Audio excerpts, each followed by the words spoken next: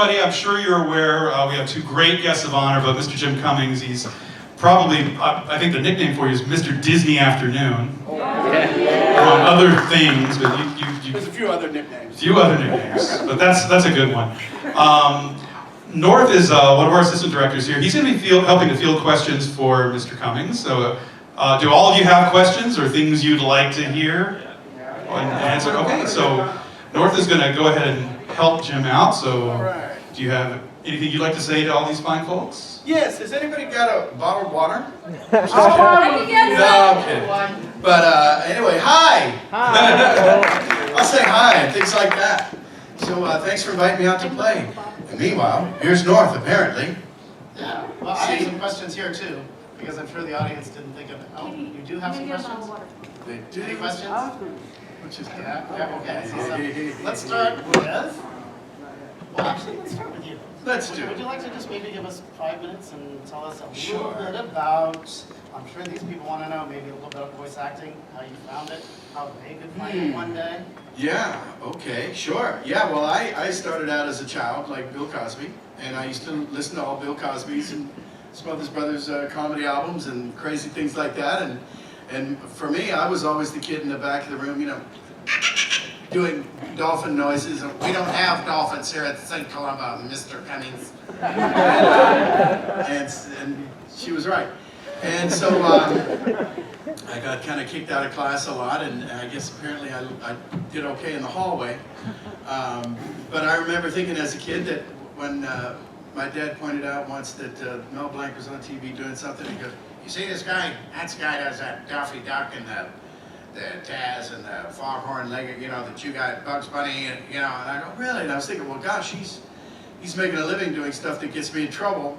And I said, well, I'll do that then, you know. And then Paul Winchell, same thing with all the incredible ventriloquism. And you know, people always say, well, how did you get started?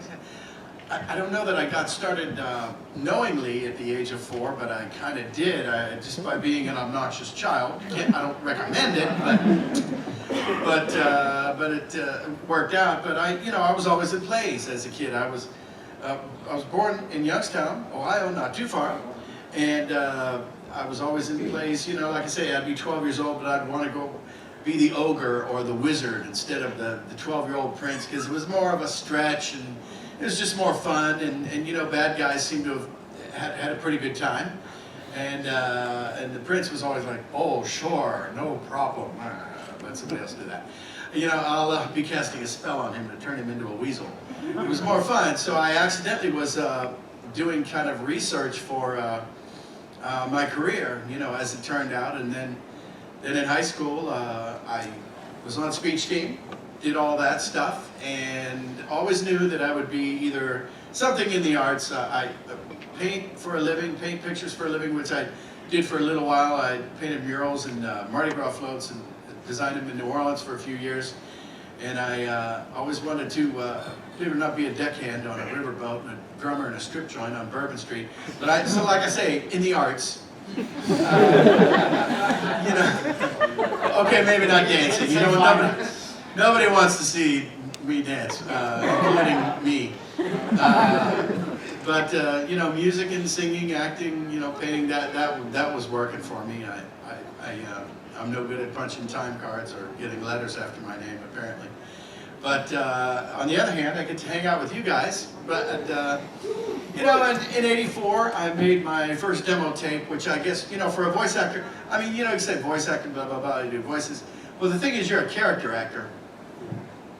You know, we're all character actors, guys like myself and Rob Paulson, Jess Harnell, or, you know, Frank Walker, Tara Strong, all our buddies. You know, we're all character actors, really, who just, well, you don't see us, so that helps. It keeps us out of the makeup a lot. And you don't have to worry about lighting, you know, obviously. But you know, it's just all done with the voice. You know, we were character actors who have characters who have interesting voices, and it just comes across that way. And I always joke around. I've been nominated for an Emmy 5 times, and I'm 0 for 5. But My joke is that anybody could win an Emmy if they get to use their face. But how do you find it? It just works, Well, for me, they'll bring it to you. It's always good to get a picture, and the producer, the creator, the director, they'll be saying, well, this guy's very timid, or he's very shy, or else he's big and boisterous, and and you just sort of adjust, aim and fire, and keep firing until they go, oh, okay, that stinks, oh, that's pretty good. You stop at that's pretty good, and then you try to get that better, and so made a demo tape, shopped it around, and I accidentally got my first job I auditioned for on my day off. It was Dumbo Circus. Cable TV was just breaking, and that apparently Disney Channel was gearing up. Apparently they've done well with it. Those kids, I'll tell you. And I was Lionel the Lion on Dumbo Circus. It wasn't animation, but it was the folks in the animatronic costumes with the eyes that bulged and did all this weird stuff. And so that was my intro, and I didn't know that it was impossible to break into. Fortunately, I was, ignorance was bliss, and I'm still blissful.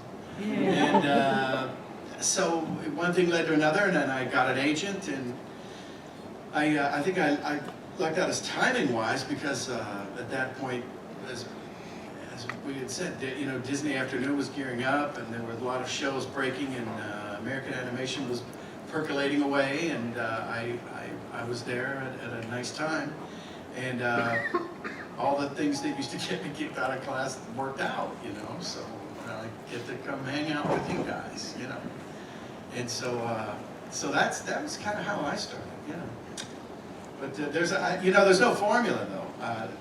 People say, well, how do you do it? I said, well, first you get a job at a steel mill, get kicked out of class, then you get on a riverboat. No, wait, that doesn't sound right.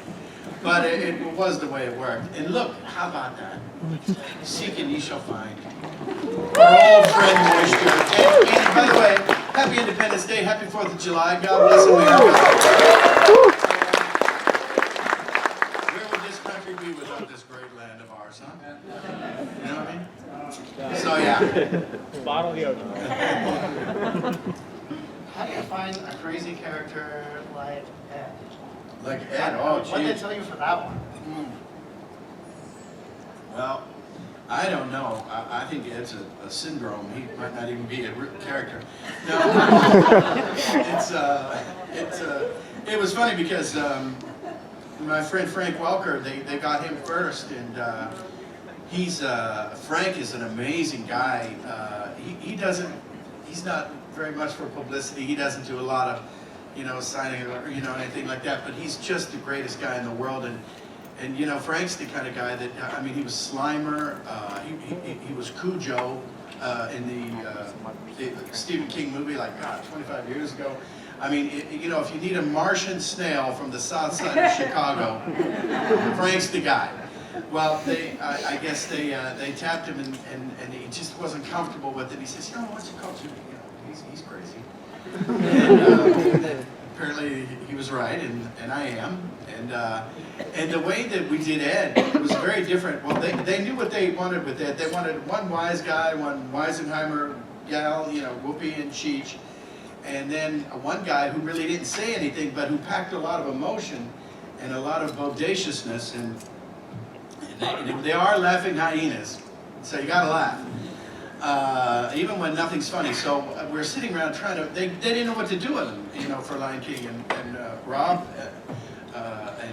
Minkoff, Don Hahn, Roger Allers, and they're going, well, here, let's do this. So they got a legal pad. They go, here, write this down. Write down anger, betrayal, hysteria, lust, more anger, really hungry, hungrier than hell, and fearful and nutty and crazy and killer instinct. And they said, now take all of these words, all of these emotions, all of them, and turn them into laughs.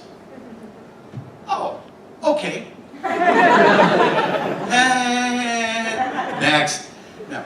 But I just went down the line, and we kind of did, I did other things for the movie, but just as far as Ed goes, gosh, I think I was Ed for 45 minutes tops. You know, I sang a song, Be Prepared, and then well, since we're on Lion King, this is kind of a fun story. My friend Jess Harnell, who is one of the, you know, Wacko, Yakko, Wacko, and Dot, he's the little cute little fellow with the, you know, with the little handle, the red helmet. And he, you know, he's a singer, I'm a singer. And Nathan Lane and Ernie Sabella were Timon and Pumbaa. And I guess they're not singers or musicians per se, so they said, well, let's just get Jim and Jess in. And Jess could be Timon and Jim could be Pumbaa. And we'll get them to sing a song that they wrote called Hakuna Matata. And so, you know, Elton John and Tim Rice wrote this song. And we're kind of singing, he was Timon, I was Pumbaa, when I was a young boy, oh! And we're going through there, and Tim Rice wasn't there, he was the lyricist, he wrote the lyrics and the words. And so they were going, geez, I don't know, it's kind of like, this is weird because it's kind of like we're going, well, when I was a kid it was tough, and you know, it's like, I'm sure everybody's dad, well, when I had to go to school, I had to walk uphill in 10 feet of snow both ways. You know, and I said, kids hate that. But on the other hand, he is a warthog and he passes gas a lot apparently. I don't know if you guys noticed that, remember that from the movie. So I said, oh wait, I gotta learn. So I Touretted out the fart verse, is what I'm getting at in Hakuna Matata. Oh, the shame of the day, I thought of changing my name, and I got downhearted every time that I, but not in front of the kids, sorry. Hakuna Matata, sing it with me. So I classed up the movie with a fart joke. And thank you. And then I accidentally did it again on purpose in Princess and the Frog while we're on. I was Ray, and while he was trying to screw in his light bulb, he accidentally lost a little air pressure. Excuse me. And geez, did that answer the question? No. What's he talking about? We didn't even ask that. Anyway, so yeah. Hi. Nice ears, by the way. Oh, thanks. What kind of ears are those? Isn't that little, is that the bat? Yeah. Yes! Wow, good ears. Thank you. And I bet that's the bat that can hear really well. The matters in hearing. See? I wonder why you're in the front though, if you can hear so well. Because I really want to hear. Well, why don't we go ahead and take some Yes, direct please. questions. Hi. What's your favorite animal? Oh, gosh, probably eagle, dolphin, giraffe. Do you have an eagle, dolphin, or giraffe in the question? Yes? A bird of any kind? Seriously? Not a unicorn. That would be just All right. cray. I see a hand here. Yes, the answer is What's the yes. hardest voice that you ever had to do? Oh boy. Well, Taz is up there. It's what we were doing. We did like, 120 something, 11-minute Tasmania shows, and I would always ask him to do it on a Friday afternoon, so I had the weekend to heal, you know. Well, Taz tired. You know. But there was one that was really, really terrible, and I'm gonna say this hoping that no one ever saw it. It was I think it wasn't really a sequel to Christine, the Stephen King movie, but it was a movie called The Mangler. Awful. And somebody, oh, you're shaking your head. I'm so sorry. And it was, you want to tell them about it? Because I can't. It just hurts. I'm kidding. It's my show. No. But it was like an industrial strength press, wasn't it? Like a dry cleaning plant? It was sucking. Yeah, it would suck in people. I'm going, unplug it. Move yourself. It wasn't Christine. I mean, Christine could drive after you. It was a 57 Chevy, wasn't it, right? It could drive after you, chase you down the alley and kill you. This thing is a big, giant industrial pressing plant from the Industrial Revolution, and it was like in a dry cleaning factory. It was called the Mangler. Anyway, long story short, really short. It was called the Mangler, and they wanted, and it was Tobe Hooper, who was kind of a cool dude, made lot of the Texas Chainsaw Massacre and a bunch of kind of cool horror films. Not this one. And it was a layered sound. They wanted some sound, but the thing didn't have any mouth, so it had to be like drones, and it was, and then another one. And then they mixed them together and then did them backwards, and it was like, oh man, sounds like, you know, the digestion system of a Tyrannosaurus or something. And that was the worst and the hardest and the least rewarding. I was so happy they actually misspelled my name in the credits. Yes. And then there's the Garbage Pail Kids movie. But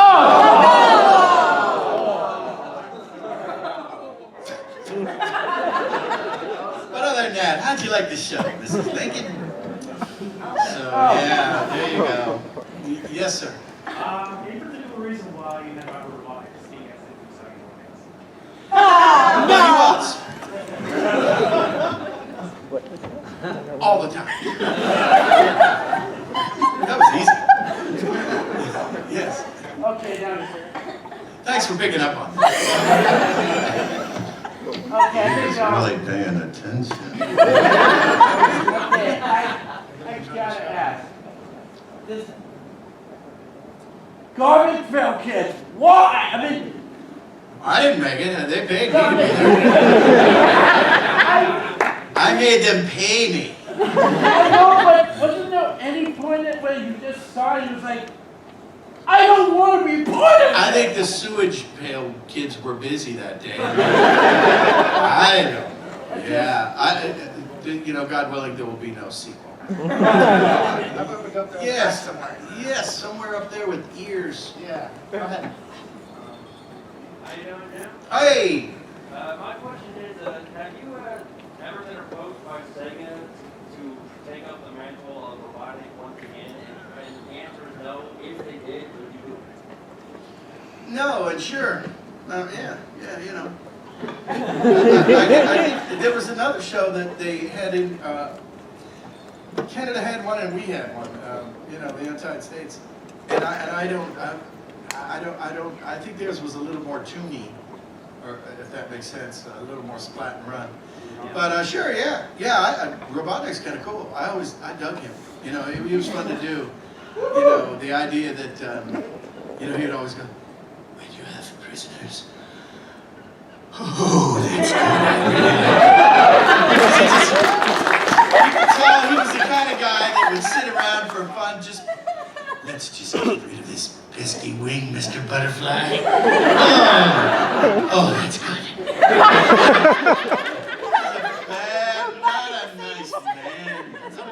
Yeah, no, and I thought it was just fun to have that much fun being that stupidly bad. Yes. Yes, sir, right there with the hat. Yes. Or you.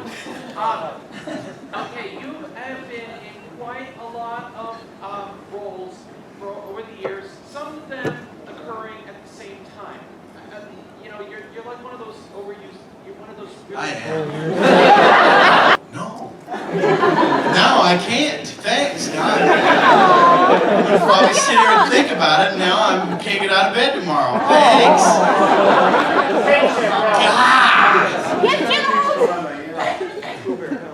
No, I don't know. You just keep on going. It's fun. I mean, you know, I think if you like, you know, I tell my kids, my nephews, nieces, nephews, you know, if you make a list of things that you like to do so much that you would do them all day long for free and then do them all enough to get paid, shut up and do it. And then that's your career, you know, that's as close as you get to happiness in a career, you know, I would say. Yes, sir. Mr. Mustache there, yes. Out of all your Disney characters, I love Pete the most. But what is your favorite? Can you all hear the questions pretty well? Yeah, would you please? Okay, well, our questioner was asking, of all the characters, you like Pete, right? Yeah, I like Pete the most. Out of all your Disney characters, what's your favorite Disney character? He speaks highly of you. Yeah. So what's your favorite? Gosh, you know, it's tough. I never have a good answer for that, or also or maybe I do, but you know, Pete's really cool because if you think about it, he's tied for first place as the oldest Disney character. Because he was in Steamboat Willie with Mickey, right? That wasn't me. 20s, 1920, whatever, 23, I don't know when that was, but it was a while ago. Yeah, I was very young. So that's kind of cool. But then Pooh and Tigger are kind of like in their own category because I think, I don't know, they come from literature, you know, they're also from the 20s, although they originated in print in England, and they're kind of like their own, you know, they're over there in this Mount Rushmore, or the Smithsonian, whatever that would be of animation, so I tend to put them in their own category, but you know, obviously they're way up there, but as far as just characters that have been more modern, you know, I really enjoy the terror that flaps in the night. I gotta tell you, I am the terror that flaps in the night. And I am the bug that splatters across the windshield of crime. Because I am Darkwing Duck. I'm glad you guys like it. I gotta tell you, Ray is way up there. Princess and the Frog. He's one of my all-time favorites because he had everything. You know, New Orleans is like my adopted hometown. And Princess Tiana, when she was 4 in the movie, she looked exactly like, you couldn't have told my daughter Gracie that she was not Princess Tiana because she looked so much like her.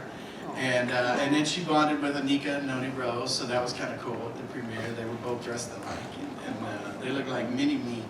It was really cool. So, you know, New Orleans and music, and they even had food, come on. So I was there, and then, I mean, gosh, it's tough to pick. But as far as the Disney guys, those guys are way up there. You know, so. I know Pooh and Tigger you inherited from Paul Winchell. What was it like working with him, and what did you learn from Paul? Oh, he's a great guy. Process happened. Yeah, well, he you know, Sterling Holloway, God rest his soul, of course they're both deceased, but I never got to meet Sterling, although I almost did once in Laguna Niguel, way before I was in the business. I was down there in a diner in a hotel, Laguna, California, and I thought there was nobody there, and I was there with my wife, and we see the waitress walk over across the room, and she says, "Are we ready to order now?" And you hear this little voice, "I believe I will have the chowder." And I went over, and there he was, and I didn't have enough nerve to go up and say hi to him. But as far as Paul, he was a buddy of mine. His daughter April is a friend of mine, and she played my wife on a few tunes too. You know, she was Mrs. Pete and Lucky Piquel's wife in Bonkers, and so you know, she was a good friend, and Paul was a good friend, and Paul, you know, at one point when we were making the original series, he would come and go. He was an amazing guy. He invented one of the prototypes of the artificial heart, Knucklehead Smith, and Tigger. It's a natural progression. So, you know, and he would go back and forth at the time to Africa to do research. He was trying to like wipe out famine. This guy was amazing. And he would say, "Okay, now you're Tigger. Now don't forget. Now take care of my little buddy for me." I said, "Yes, sir." So I'm taking care of his little buddy. Up till now, anyway. But it was great. They were great people. Yes, why don't you pick? Because you're good at it. Well, how about this guy in the red on the side? He's had his hand up for like 15 minutes. When you were working with Universal, I believe it was in '95 with the movie Balto. What was your experience like with that? So the question is about the movie Balto in 1995, and what was his experience with that? Was that? Well, that's kind of cool. I think I was like, I've had this happen a few times. They went to, oh gosh, I want to say Brendan Fraser and maybe Matt, not Matthew Broderick. Anyway, they went through a couple, I jokingly call them face guys. and I get, you know, Steven Spielberg was making Schindler's List at the same time, which, you know, another natural progression, you know, Balto, Schindler's List. Wow, juggling some bowling balls there.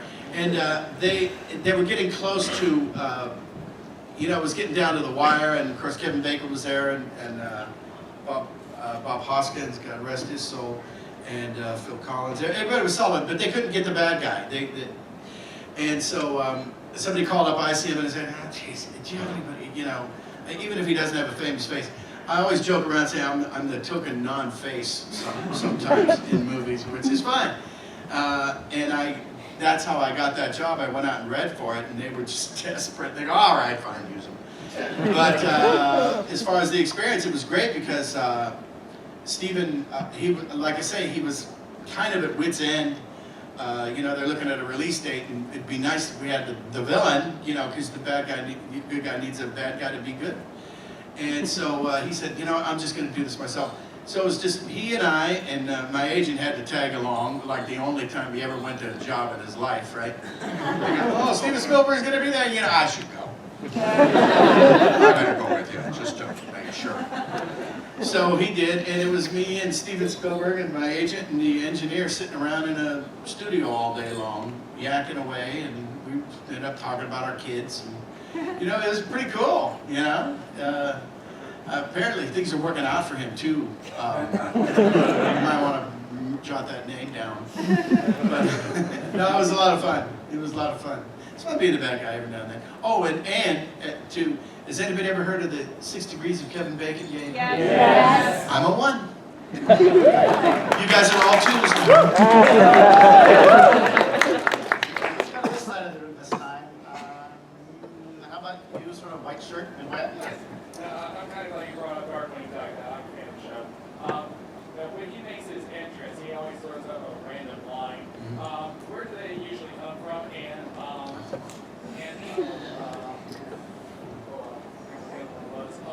Drake Mallard is the answer to the next question.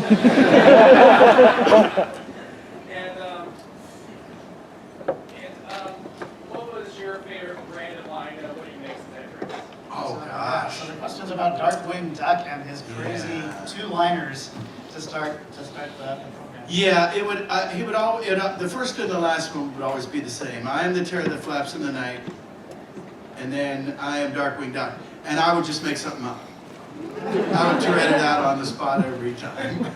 You know, it was because they would write stuff and they go. It would be, "I am the terror that flaps in the night. Jim will probably make something up, so why bother?" I am Darkwing Duck. So there you go. That's how that works. Introduce the stick too. Yeah. Let's go to the front row. Hi. What are a few of your favorite impressions? Favorite impressions. Favorite impressions? Boy, I don't know. You know, I never think of myself as an impressionist too much, but I guess I am. I do a mean Robert Stack and George Smith, but nobody knows him. Can you do Christopher Walken? And, oh yeah, Christopher Walken. "You know, Pooh, I've had this honey pot up my stuckus for 5 years, and your dad wants you to have it." I guess I do some impression. Give me somebody to do. I can't even think of anybody right now. See, I have one. Okay, who? Uncle Kage. Who? Uncle Kage, the chairman. The chairman. Yeah, the man with the white lab coat.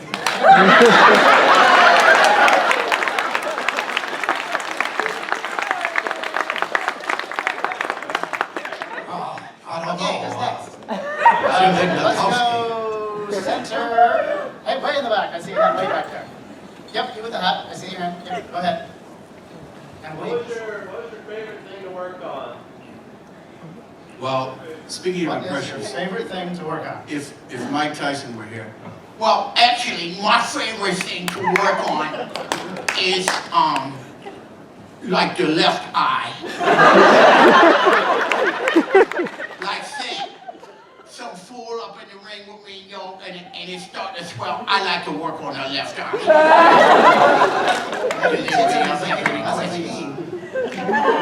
Oh, you mean like a job? Oh, you know, anything that sings, I like, it's always fun when characters sing, you know, those are the best ones.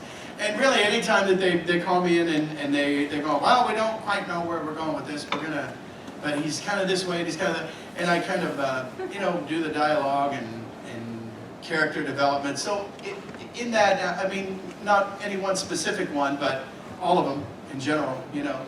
Anytime I can sing, it's fun, and anytime I can work on a character and develop it with the creators, that's fun. So when don't be ridiculous. What advice could you give someone who's trying to get in Disney with the music department, with the voice department? I'm a vocalist. Mm-hmm. I've always been told I would great singing voice and for movies. What advice do you have to get into that? What advice to get into? Geez, what advice to get into? See, you know, make a demo, I would think, yeah. Make a demo tape and make sure it's nice and short, you know. And then I would say you'd have to get it to, you know, it's going to be tough to do from here. You know, maybe New York, but definitely LA. I mean, if you're specific to Disney, it really has to be Los Angeles. Or a lot of people I know have done some amazing musical ventures, like at Disney World too. You know, some of the live shows. Oh, yeah. And yeah, oh, absolutely. And you know, just perfect those chops. Keep it up and bone up on your sight reading and hope somebody dies. That's the old joke. That's the old joke when it comes to sessions. You keep bone up your sight reading and hope someone dies. But don't stop though. And then just keep going. And then go out there and shop that demo around. Take it around the studios. Places that, you know, read the credits. And say, where'd they record that? Okay. Send them a tape. Send them a, you know, an MP3 or DVD or something. Yeah. And break a lip. Okay, let's go to the that fuzzy guy with his paw in the air over there. Well, everyone starts talking. Have there That been narrowed it down, didn't it? Did you just unvolunteer? Yeah, you. Have there been any roles that you've auditioned for that you haven't gotten that you later say, man, that would have been fun to do? Oh, was there a role that you didn't get but wanted? Probably. I can't think of anything right off the bat, but I mean, geez. You know, I remember being just in the business, and I was sick as a dog, and they were starting to do this show called Simpsons. I didn't get because I was wrong for that. I mean, I don't, you know, entertain that I would have been one of them. That it would have been nice to know for sure. So I guess that qualifies. But I'm a pretty happy guy. I'll go back over. How about front row, Richard?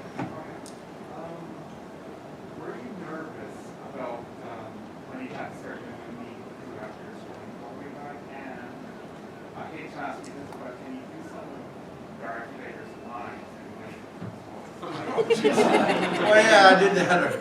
I was thinking, no, I mean, I remember being surprised, and I remember thinking at the time that I wasn't all that good.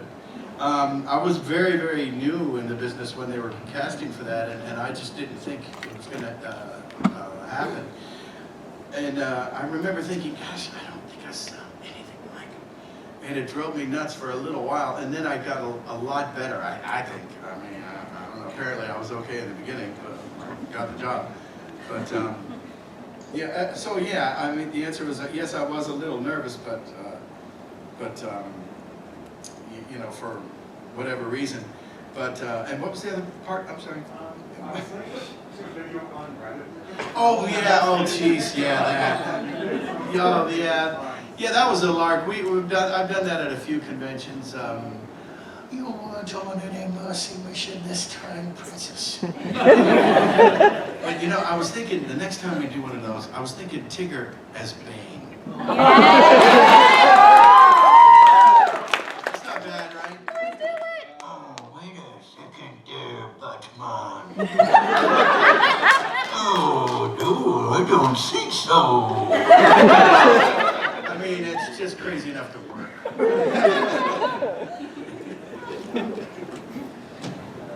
be prepared part. When Irons blew out his voice. What was it like in the studio when you had to take over, when you took over? So the question is, what was it like in the studio? The line came when Jeremy Irons blew out his voice. And, Yeah, I've read that too. I don't ever remember that happening. But no, he didn't. I think perhaps his publicist might have put that out.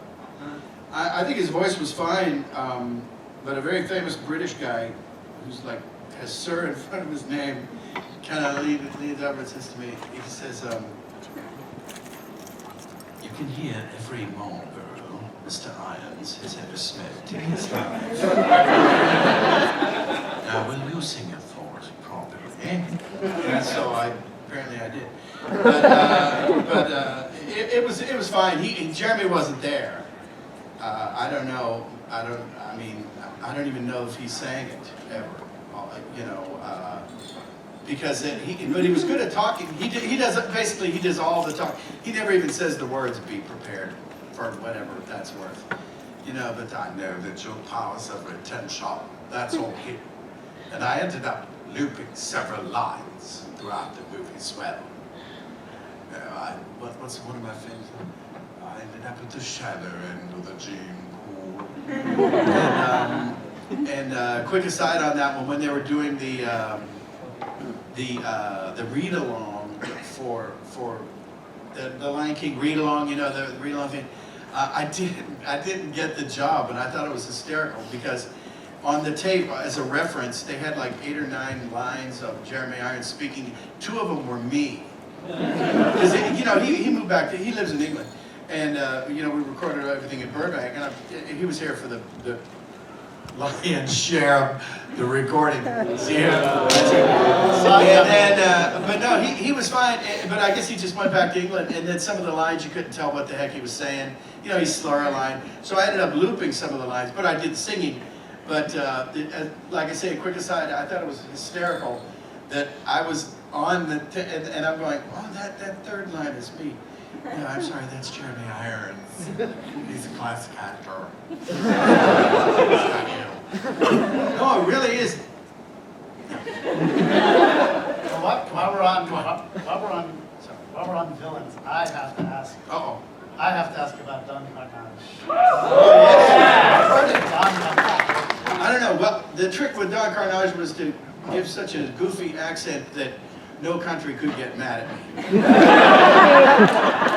So there's a little of the Russian in there, and maybe some from Pooh. And I don't know precisely where he's from, but I tell you this, if I was not already me, I would envy you because you get to meet me.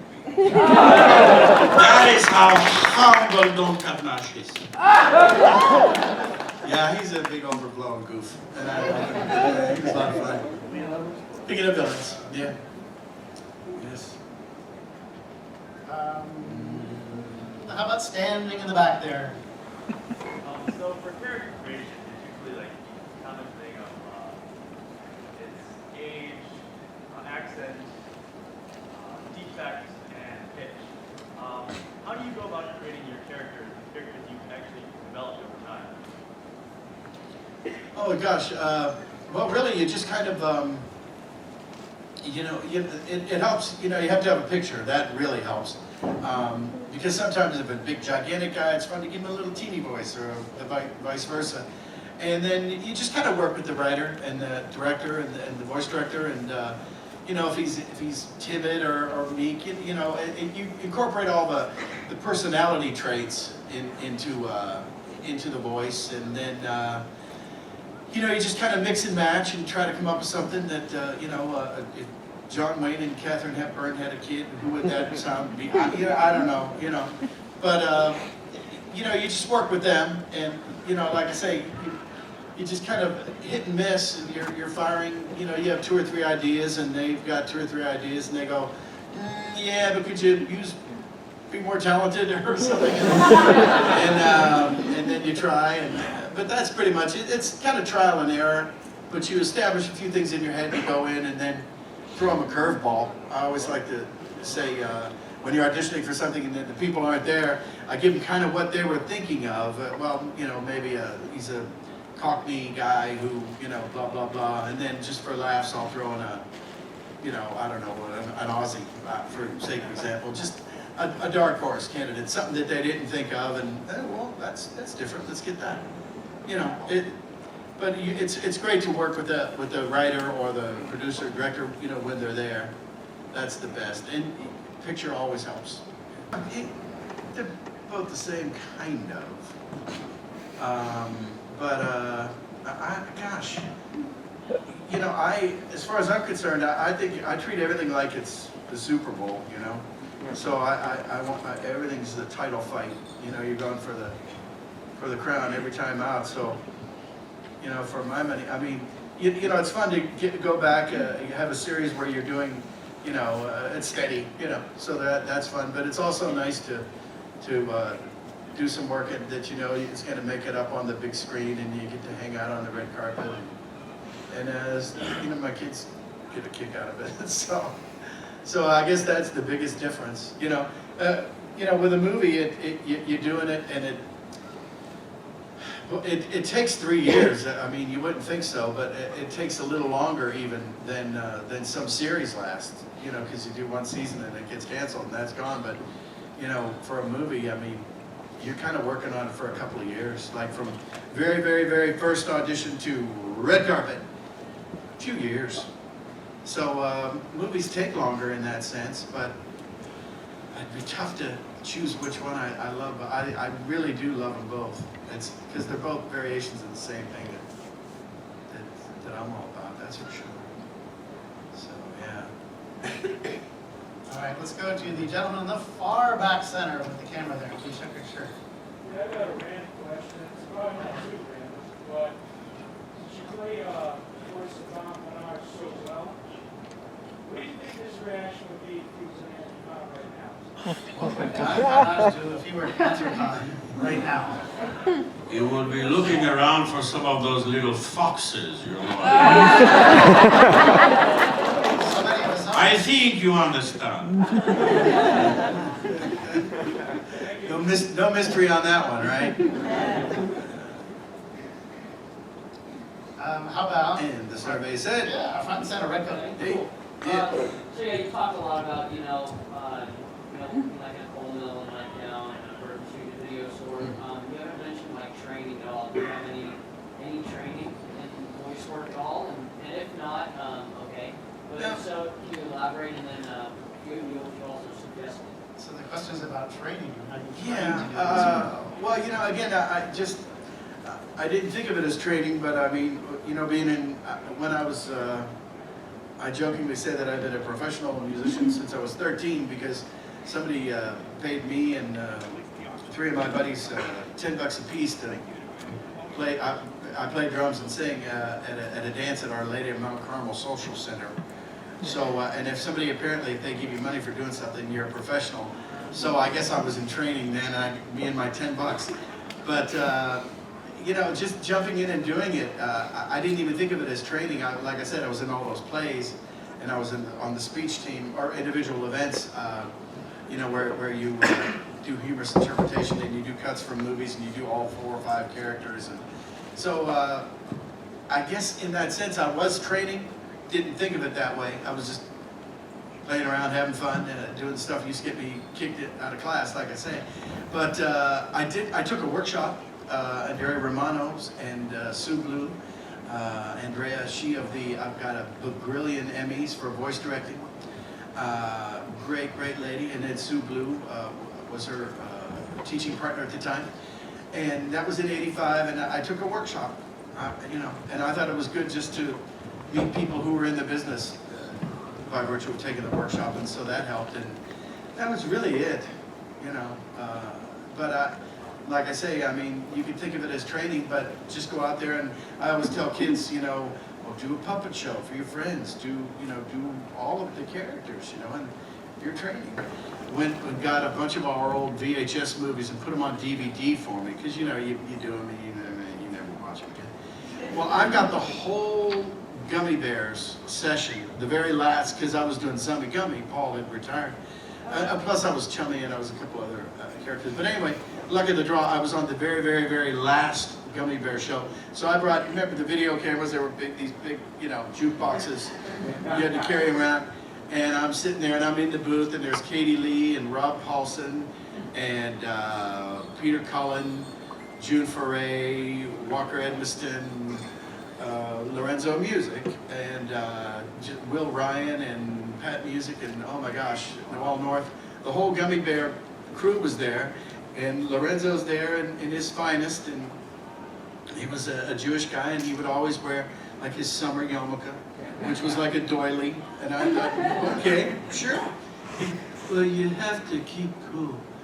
You know, and one of my favorite lines of his was that it was easy for him to become a success because he kept his goals so low that they were highly achievable, so it made him happier. But he was a sweetheart of a guy, that's for sure. Yes. Well, to finish up, I'd just like to ask one more question. Yes. That is, can you think of a time when you were working, maybe in the studio, something like that, when you thought, you know what, this is really cool. This moment is really good. Well, yeah, I remember thinking at my very first 2 or 3 shows in that I thought, well, in a Dumbo circus, and I realized, I said, well, you know, gosh, they say they're going to do 65 of these or 120 of those, and I thought, okay, well, this is like number 3. Okay, well, I guess I got a couple more paychecks here coming in, and I was thinking that it really was good because I'd been a drummer and a singer and this and that, and there didn't seem to be any real long-term security in that, but this one finally clicked, and I thought, wow, maybe. And it was back then, it was probably like the 3rd or 4th show of Dumbo Circus that I thought, okay, if this keeps up, boy, that would be really cool, you know, so knock on wood, it'll be 30 years in September since I started. So.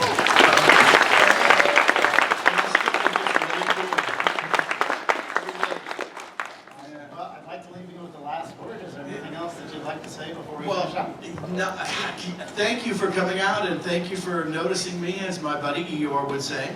And you know, I'm just glad that folks get a kick out of what I do and all my crazy friends. And God bless each one of you. And hey, keep up the good work. God bless America. Happy birthday, and be anthropomorphic.